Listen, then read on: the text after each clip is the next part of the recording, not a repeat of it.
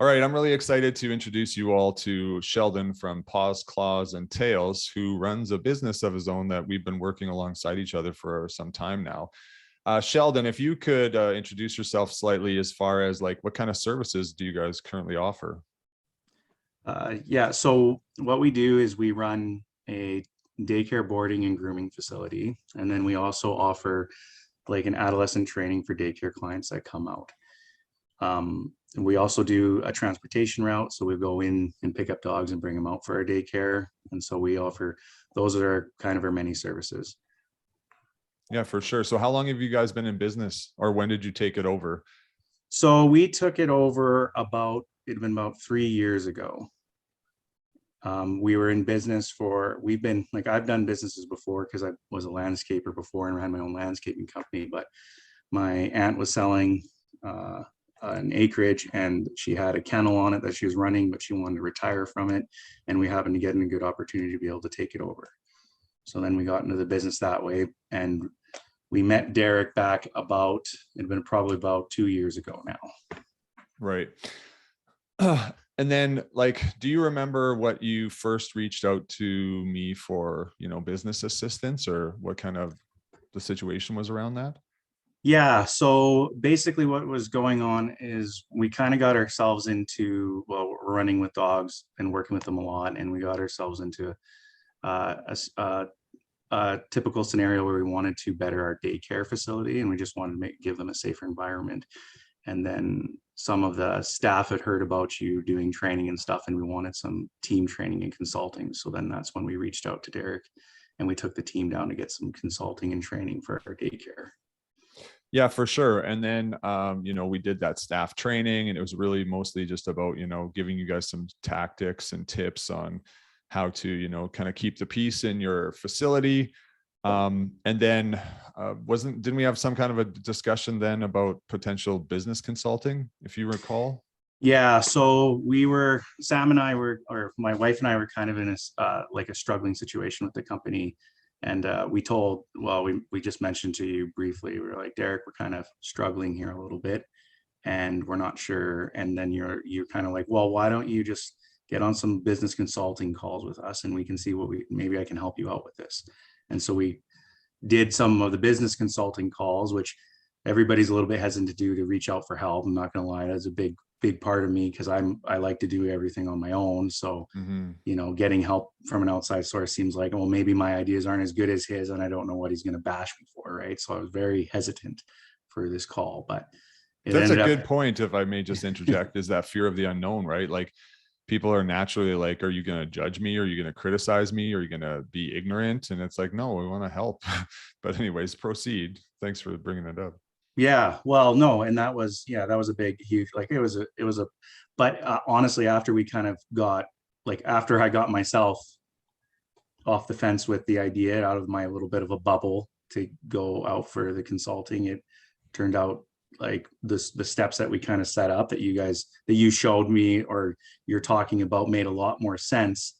And once we kind of went through with that consulting, everything started to turn around in the company like tenfold.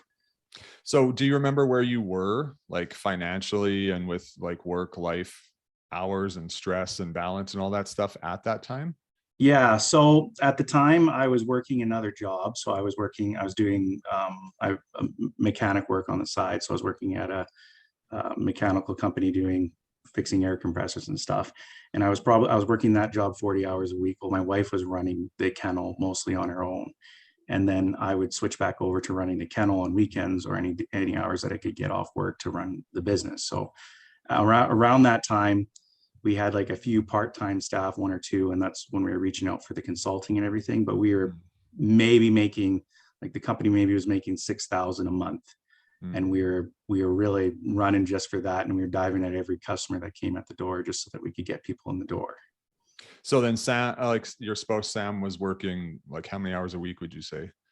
She would have been working easily 40 to 60 herself or more, because she would go to the kennel and also watch all the dogs and do all the things while I was either working my job, and then she'd get back and she'd have to do the the accounting and the bookkeeping or whatever. Like we did have a bookkeeper that was working with us a bit at the time, but we were trying to do as much as we could on our own because the income wasn't there.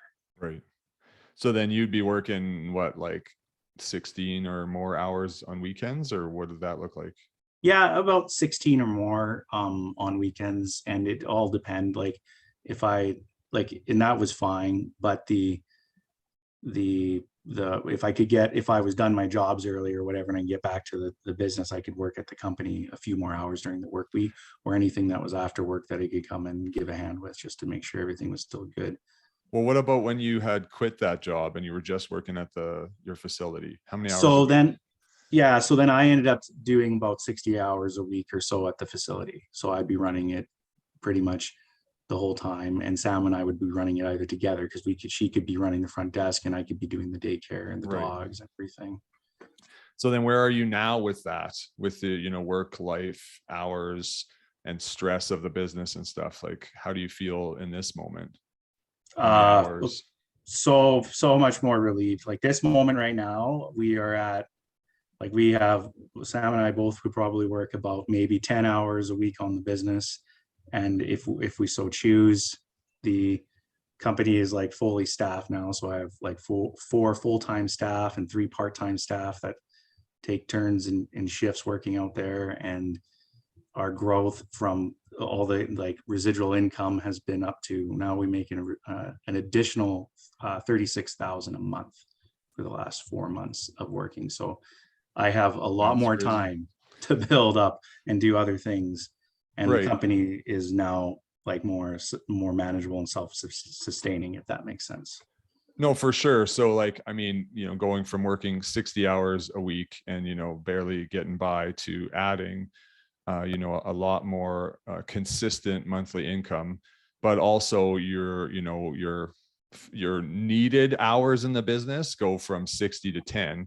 Now, obviously you're still working more in the business than 10 hours a week, but it's presumably more on stuff that of your choosing and proactively versus you like, oh, I've got no staff, so I have to clean the kennels and I have to, whatever, shovel the driveway or etc. Where now you have the team to support your growth if you so wish and desire to continue to grow because you've opened up a lot of your own time to proactively continue to build. Does that seem fair?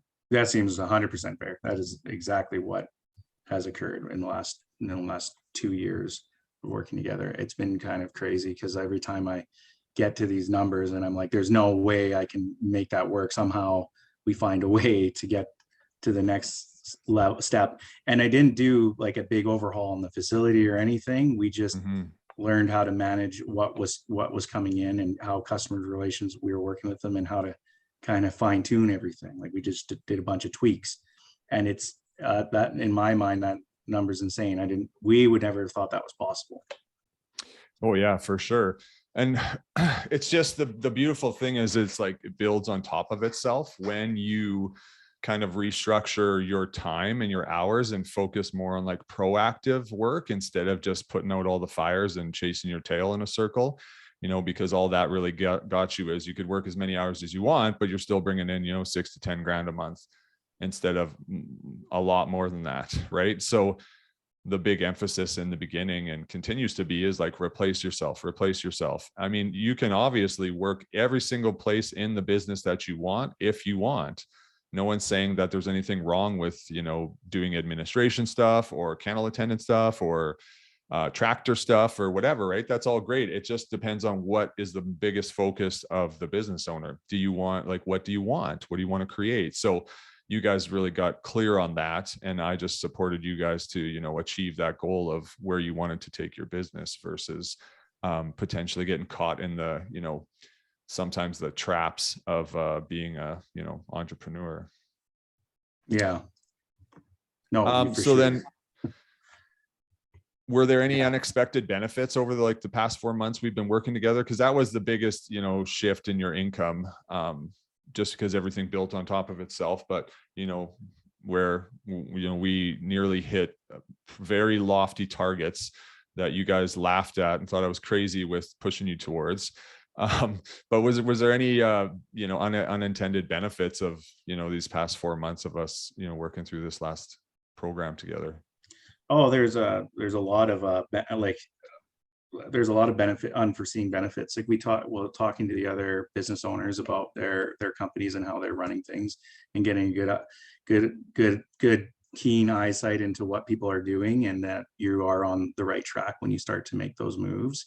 And then just a huge benefits with how to keep more residual income coming into the business. That's insane. Like that was never a foreseen benefit that I thought was possible, but because we're basically a traveling company, and I Mhm. think even any kennel or boarding company should hear that they can make a different plan of action, so they're not chasing every month is like a fair weather month, that it can just be a good month. This is normally a bad month for us, and we've already crushed our goal like exceedingly this month, and it's considered a slow month for most boarding facilities, I would think, because everybody's done their traveling in December. In January we're already making lots of strides. Yeah, and that's all because of the proactive work that you guys put in. And you also built up revenue streams that weren't influenced by the weather per se, right? Or Yeah. people's travel, right? So you're like, yeah, well, I can't necessarily control when people are going to travel. But what I can control is this. So let's double down on this piece of the business and here. And then the big piece that I realized is the inconsistent income that you guys had before, where a big thing that I wanted to, because there's a lot of confidence that comes from getting consistent revenue and then building on more of it, versus, I don't know, this month might be awesome, but next month might be poop, where it's like, no, we're going to consistently get this amount of revenue and we're going to continue to exceed it if we so wish and desire to, because it just depends on what's important to you. Obviously, we're taking very great care of our clients and they're happy and they're willing to do work with us. It's not like we're just doing a bunch of price increases. It's nothing like that. It's all value that we're giving, and we're just, people are enjoying the service. So that's all perfect. Was there any other unintended expected benefits? And it's okay if there's not, we can just move on, but. No, there's quite a few. I mean, I could probably go on for quite a while about unintentional benefits, like the consulting when dealing with the staff, like figuring out like how to proactively structure your staff so they're saying the right things to customers. That was a huge benefit. Systems. Systems, yeah, systems being in place, figuring out where those leads were coming from. That's always a huge return, just to figure out who's coming in and how the word of mouth got around. Right. Then you can focus on advertising that way a little bit more often. The benefit of like anytime we were doing consulting calls and I had issues with either dogs or reactive dogs coming out to the facility, we could touch a bit on that, and then I can give customers positive feedback. That's huge, because that keeps customers coming back around, because you can help them out with issues that they weren't even expecting you could solve for them. Like unforeseen things that when we're going down this road of getting everything set up, and then we'd just be able to touch shoulders and say, like, this is going on, what do you think? And you'd always have an answer for some of those behavioral issues, and you'll definitely look at it like a company perspective, and that there's a lot going on, so how best to manage those situations inside the business, which is great. That's a Yeah, and you huge know what, unforeseen benefit. I never even like really did the math on that one, as far as like, how potentially unique it is to have a business owner that's providing business consulting, but is also a dog trainer that, in your industry, when you're working with dogs constantly, is obviously a very valuable resource to have to help you through those challenges of tactically, like, how do I deal with this kind of a dog? And it's like, well, I'm a dog trainer first, I became a business owner second. And it's just, I'm proficient at both. So the benefit is you get multifaceted support, and not just only in consulting, but also in training and understanding of dog behavior. So I didn't even think of that. So that's great. I appreciate you sharing that. Yeah, it's a huge benefit just to be able to touch shoulders on stuff like that, because like customers really appreciate it when you give them information that works. It's just like, yeah, that's a huge benefit and a bonus. Well, yeah, and they're happy and they're going to tell their friends and they're going to come back, right? Like, these guys know what they're talking about. So it's great for everyone, especially the dog. Yeah. and the owner. Okay, so we'll just wrap it up pretty soon here with, if someone was on the fence of considering getting some business consulting, what would you say to them? I would tell them like myself, if I were to tell myself 2 years ago at being on the fence at all, I would break that bubble, jump off the other side. Like don't hesitate, because if you're hesitating or you're looking at this, you're probably stuck in a rut and you want to get out of that rut. And the way to get out of that rut is make yourself a little uncomfortable and take that leap of faith and just go for it. Because at this point, if you're stuck there, you're only spinning your tires. You have nothing to lose really, just to benefit your business and how you can grow it. So you might as well get on board, and you got to really listen to what Derek's going to say and take his words and put them into action, and then that'll benefit your business greatly. That's what I would say. Yeah, for sure. And it can be tough, right, to take that leap. And sometimes people believe that when they feel scared and unsure about, potentially doing something difficult, like getting some consulting or trying something new, is that what they internally feel is true. And most of the time it's not. Like, it's these fears are not going to come to light. I've learned to utilize that hesitation and that discomfort and sometimes even anxiety as my like green light. I'm like, if I feel this hesitation and unsureness about me doing this thing, it must be worth doing. And I flip that around, and it's completely, 360, or I guess 180. I want to come back to start, but 180 my like trajectory of where I'm going, because I'm moving towards that discomfort instead of avoiding it. And that has completely changed my life in numerous capacities for the benefit. Is it difficult? Yes. But the benefit is if we let that fear and unsureness kind of stop us from progressing, we're just going to live the same fate tomorrow. So if if nothing changes, nothing changes. So if a person is acting the same way in their business and just crossing their fingers and toes that things are going to work out, statistically, they're probably going to be the same. They're going to find themselves in the same position in 3 to 6 months, which is totally fine if that's what people want. But lots of times when they're talking to me, it's not. So the big thing is take the leap, move towards the discomfort, and use that discomfort as like green light means go. And this is something that's worth doing, because once people actually say yes and they take the leap, then that's the hardest part, which is really astounding to me. The hardest part is saying yes. And then once you said yes, then you're in, and you just do stuff and you change stuff and you create what you want to create. Yeah, exactly. That you can have said that more perfect, Derek, because that's exactly. And I understand people's hesitation and not wanting to get off the fence. I get that. I've been there.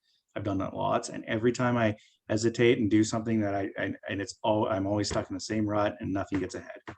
That's where you get stuck, is you're not moving forward. If you're, like you said, you're just literally spinning your tires.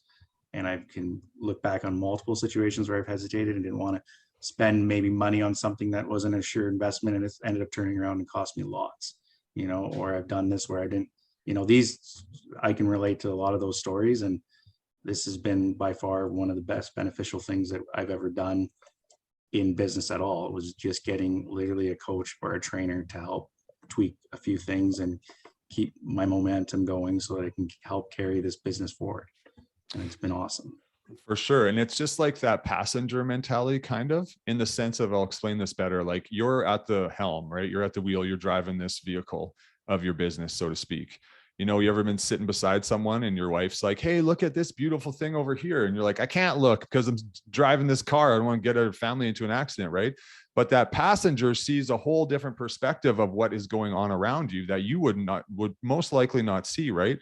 And that's where I come in. I'm not telling you what to do in your business and how to drive it. I'm offering you like suggestions of like, I think this would be very beneficial. It's your choice whether or not you integrate it, but this is the cause of effect. If you do it, probably. And if you don't do it, your choice, right? Like, my job is not to delegate or make people feel bad or anything like that. I'm here to support, but I also want to bring in a unique perspective that most business owners can't see of themselves, because they're at the wheel and they can only glance away for a second, where I'm looking at the entire scheme of 3,000 foot view of their business, and I can see things that they would normally miss. And it provides so much value in my experience when you have an outsider looking in that knows, you know, about business and what works and what doesn't. Yeah, that was perfect. That's awesome. That's exactly what you've done for PCT, and I really appreciate it, Derek.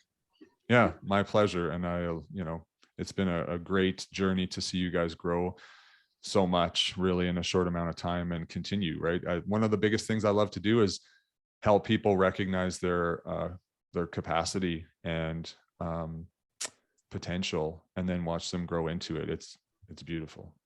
Yeah, no, and we really definitely help Paws Claws and Tails out with that for sure. And I said from the team and I to everybody out here, we really appreciate all your help and your consulting, because it's definitely helped the business grow, and it's brought down Sam and my stress level completely, and it's helped keep you know, our staff full-time jobs, and Mm-hmm. they're growing too. They've got two of them got houses and cars and everything Oh, like that's that. So wonderful. that's exciting. You know, it's always exciting to see even your team growing with you. So that's very exciting. Absolutely. Well, I appreciate you taking the time to jump on this call with me, and thank you for giving me a shot. All right. Thanks, Derek, again for all your help. I really appreciate it. All My right. pleasure.